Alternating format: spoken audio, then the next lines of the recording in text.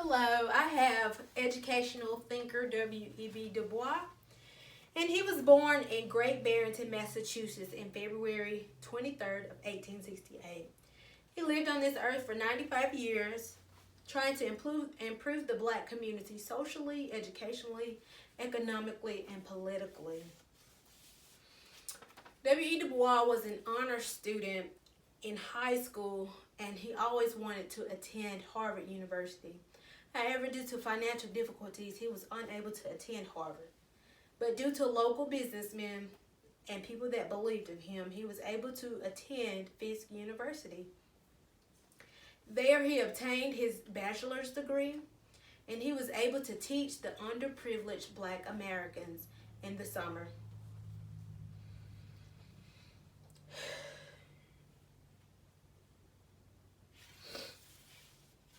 Continuing on, he attended Harvard University for 2 years, and after that, he went to study abroad in Berlin, where he finished his master's degree.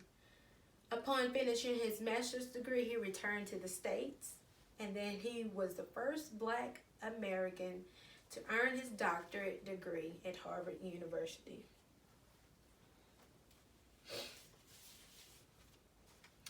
He spent a year as a sociology assistant professor, a few years as a Greek and Latin professor, and then 13 years as a professor teaching economics and history. Dubois' thrill for journalism led to being a co-founder of the NAACP. His mission was for higher education. So he studied Marxism in hopes of creating a better community for the blacks with education. Hence, the race in the community derived from the talented 10th. This strategy's sole purpose was for the top 10th educationally black to sacrifice what they had earned and give their gains to help in pushing along the underprivileged black Americans in order to uplift the community. Critic Brody believed that Dubois' talented intent was that of the Marxism and a dictator of the righteous. He believed that personal sacrifice and service as burdensome and rarely found in human society. I agree.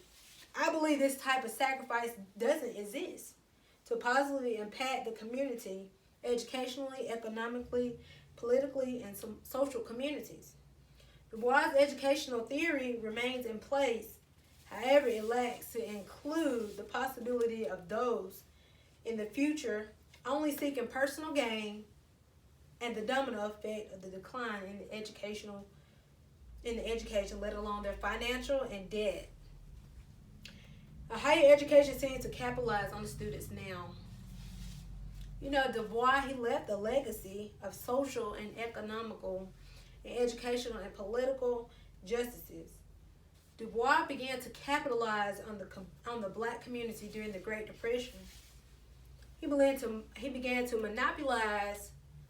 teach the black to monopolize and take advantage of what was going on during the Great Depression, to utilize their resources and to help each other so that they can continue to put their resources into the community to fulfill the higher educational needs among the blacks.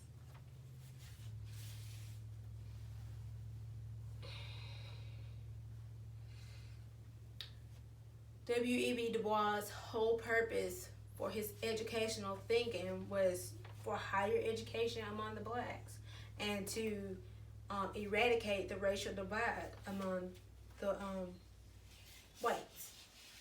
Du Bois' impact left 3 black colleges along with 21 books, hundreds of articles, editorial, and pamphlets to encourage higher education.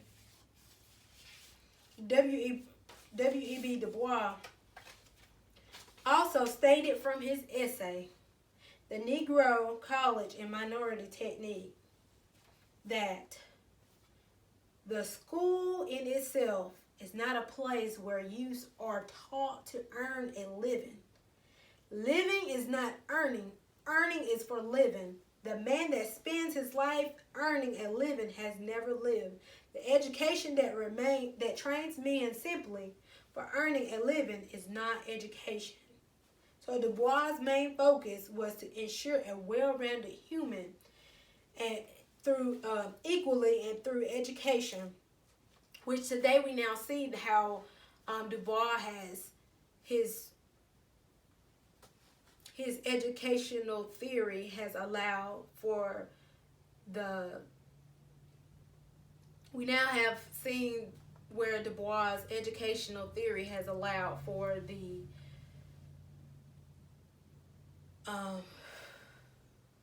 we now have seen where Dubois' educational theory has allowed for the talented 10 to use what they've earned and to pour back into the community to help the blacks to rise among racial conflicts. So, thank you.